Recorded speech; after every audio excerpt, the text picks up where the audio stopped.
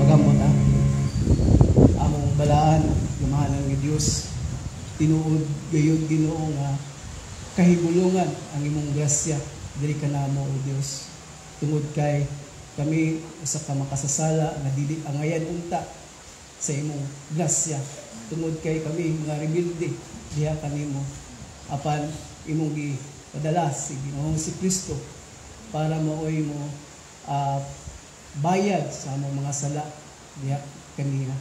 Lord, salamat kini Ginoong si Kristo na anaa nagluwas diri kanamo. O salamat kay Ginoo nining tanan sa imong kahibulungan ug grasya.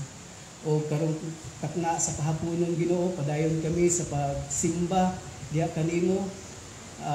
Tabangin mi mi sa imong balaang espiritu nga magatabang kanamo karon tungod kay kini orasa. Lord God, na kami sa kaluyahon Ginoo, dili maligtayan nga mga lawas, bati o katulgon kan Lord nang hayong mi tabang sa imong balang espiritu nga mga kasing-kasing ug ginauna mo tutok diha sa imong mga pulong o Dios. Lord, tabangin mi tagusa nga imong pulong ang madungog pabilin sa mga kasing-kasing ug ginauna. Lord God, tabangin sad ko diha sa sa meditation karon sa pagmalangko sa Proverbs 22, 24 and 25. Ginoo ta kini mapahanay kasabot diha sa imong mga katawan. O Dios, among kaning gisalig diha kanimo kining tanan sa ngalan lamang ni Ginoong si Kristo. Amen. Panglingkod na.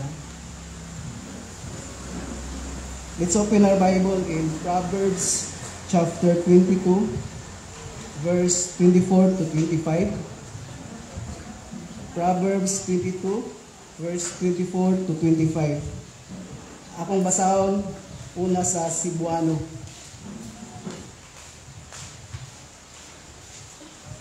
Ayaw pakigingala sa usa ka tawo nga daling masuko, umukuyog sa tawo nga masukanon. Kay tingali unya ug ikaw makakat-on sa iyang mga pamaagi o magbitik sa imong kaugalingon diha sa usa ka lit-ag. Sa NASB, Proverbs 22, 24 to 25. Do not associate with a man given to anger, or go with a hot-tempered man, or you will learn his ways and find a snare for yourself. Kini nga pasahi diri, no, naghatag kini og caution, warning o pasidaan nga magbantay diha sa usa ka masuk-anon nga tawo. O unsa man kining masuk-anon nga tawo, nasayod ta nga kini usa ka common o universal nga kasinatian diha sa tawo. O unsa man ning kasinatian, no? Ang kining usa ka grabe nga emotional nga reaction sa tawo nga muhimong pahayag sa iyang kaugalingon pinaagi sa irritability, no, dali rang malagot, impatience, no, pagkawalay pailog, insensitivity, walay pagbati, and quitting, no, pagbiya. So mao ni ang makita nato ang kasinitian diha sa tao, no. Og muna, we need to get control of our anger and channel it into productivity instead of destructive ways. And also, it is important to understand our anger, realize what causes it, and how to control it in ourselves. No? Tungod kay kini, usaman ka infectious and dangerous disease. Usa ka makatakod ug delikadong sakit diha sa usa ka mga suk-anon nga tawo.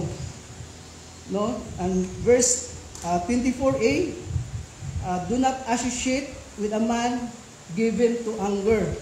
No? Means that we are not to involve in the same activities as he is. No? Stay away and avoid him. sama diha sa mga estudyante sa eskwelahan, don't try to be a friend of angry man. He may be in the crowd that everyone might think he's cool because of his big mouth and his rebellion. He might be the tough guy that everyone looks up to, but you are warned, no? Giwarningan ka to stay away from him, because sooner or later his lack of discipline, his lack of self-control and anger will get you in. Dayon, diha pod sa mga batan-ong babae nga nangita og bana, no? Consider yourself warned, no? Don't fall in love with an angry man, no? Bisan unsa pa siya ka gwapo o unsa pa kalig-on ang iyang pag-insister nga dili siya masuko pag-usab, but if he is an angry man, it is his character to be angry, no? Once you get married to him, kinahanglan na nimong atubangon ang iyang kasuko sa tibuok nimong kinabuhi, no? And for some women, that anger turns into violation. Subusa ayaw pagpangita og usa ka tawo nga masuk-anon. Ug mao na daghan pa, no, nga kita kinahanglan mag-amping, magbantay kung kinsay atong dawaton o pilion, isip atong higala sa dughan. Dayon sa verse 24b, atong tan-awon una kining hot-tempered man, no? Kining init ug ulo. A hot-tempered man is a man who is prone to fly into rage over nothing, no? Ang tawag ana, no, init ug ulo, hot-head man, no? Nga dali lang mulupad sa iyang kasuko sa walay hinungdan o dili makapugong sa iyang espiritu. In Proverbs chapter 25 verse 28, like a city that is broken into and without walls is a man who has no control over his spirit, no? Kining dili mapugnan nga kasuko, resulta kini sa kakulang sa pagpugong sa kaugalingon, sa walay disiplina o kontrol sa kaugalingon. Sama siya sa usa ka syudad nga walay parel, buot pasabot, he is wide open for the enemy to attack, no? Usa siya kahuyang o walay ikapanalipod. Yes, pwede niyang ipakita nga siya lig-on, adunay bilib sa sarili, maisugon o mapugsanon sa kaugalingon, pero ang tinuod diha kaniya, dili niya makontrol ang iyang kaugalingong espiritu, nga siya daling malupad gikan sa kuptanan sa pinakagamay nga kasamok o kalagot, no?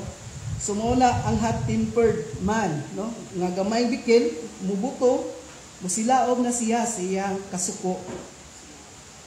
Dayon sa verse 24b, or go with, no? Thou shall not go. It means that do not take a walk with him, much less a journey, no? Maski sa gamay nga paglakbay, no? Or shall not be frequently together. Dili sa kanunay makiguban sa usa ka masuk-anon. Tungod kay it may be rendered to him, o gihatod na siya sa unto a man of wrath, or of great wrath and fury, sa kapungot, no? Gihatod na siya sa kasuko ug kapungot. In Proverbs chapter 29 verse 22 in ESV, a man of wrath stirs up strife, and one given to anger causes much transgression. Subusa, do not enter into his house, or seek his company, and court his conversation, ubanan sa pagigtabi, which rather should be shunned, nga kinahanglan atong likayan. In verse 25e, or you will learn his ways. It means that his pathway or manner of life, no? Nagisgot kini sa dalan sa kinabuhi nga iyang giagian o mga direksyon nga iyang gihimo sa iyang kinabuhi. So mao na kung magsigi kag uban-uban sa angry man, posible gyud nga you could learn his ways, no? Nga rush, no? Perming gadali, hot-headed, and undisciplined man. Ingon ang Proverbs chapter 27 verse 17, iron sharpens iron, so one man sharpens another. So, mo pa hait gyud ng kining kasuko dito sa uban. O nakabalo usab ta nga kining pakighigala are very influential, no? They influence one another for good and evil. Ingon ang 1 Corinthians chapter 15 verse 33, do not be deceived, bad company corrupts good morals, no? And by walking with him and listening to him, you will become numb of his way, no? Og sa dihang naanad na ka sa pakiguban kaniya, og murag normal na nimo, sige kuyog-kuyog sa iya, you might find that his behavior is manifesting itself in your life, no? Ikaw usab wala na ipakialam sa pagdisiplina o pagpugong sa kaugalingon. Ug mao na kung ikaw masuk-ano na sad, nan the Bible said in Psalm 37 verse 8, cease from anger and forsake wrath. Do not fret, it leads only to evil doing. Ingon diri hunong, withdraw, to let go sa kinaiya nga masuk-anon. But there is only one right way to experience victory over anger. It requires the power of the Holy Spirit, which is the fruit of the Spirit, is self-control.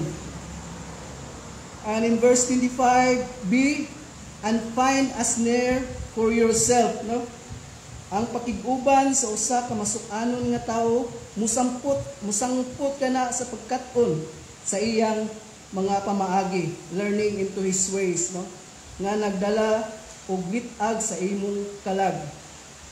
In Proverbs chapter 14 verse 17, a quick-tempered man acts foolishly, and a man of evil device is hated, no? Learning his way means you too will do foolish things and pay a price for it, no? Bayad pilid ka kung buhat ka og foolish things. In Proverbs chapter 15 verse 18, a hot-tempered man stirs up strife, but the slow to anger comes a dispute, no? Learning his angry ways will cause you to stir up strife, no? Muhatod na puna nimo sa pakig-away sa uban.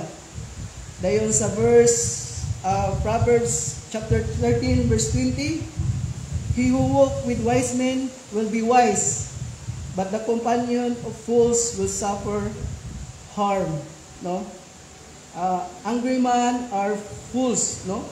Kining usa ka masuk-anon nga tawo, usa ka buang, no? In Proverbs chapter 29 verse 11, a fool always loses his temper, but a wise man hold it back, no? But in balance, no? In Ephesians chapter 4 verse 26 to 27, be angry and yet do not sin. Do not let the sun go down on your anger. So naay pagbalance, no? Masuko ta, no? Kining kasuko, angry man is a fool, but no, naay kuman ang Ginoo sa iyang pulong nga masuko ta, pero dili nato ipaabot og dugay nga atong kasuko, no? Dili mo mapataas ang atong kasuko, mawala na dayon. And so walking with fools, no, resulta gyud kini in falling into a trap and destruction, no? Padulong sa pagkahulog sa usa ka litag o pagkalaglag. So mao na King Solomon naghatag og igong warning diri kanato, no? To stay away with a fool man who always loses his temper. But those who are wise men will take heed, no? Magbantay sa iyang kaugalingon. In Proverbs chapter 12 verse 15, New King James Version, The way of a fool is right in his own eyes, no? But he who heeds counsel is wise. No? Sa NSB, listen to counsel, no? Katong maalamon nga tao, maminaw gyud sa iyang mga iyang mga counsel sa Ginoo. So may the Lord bless His meditation this afternoon. Akong gihatag ni dadali sa himnan.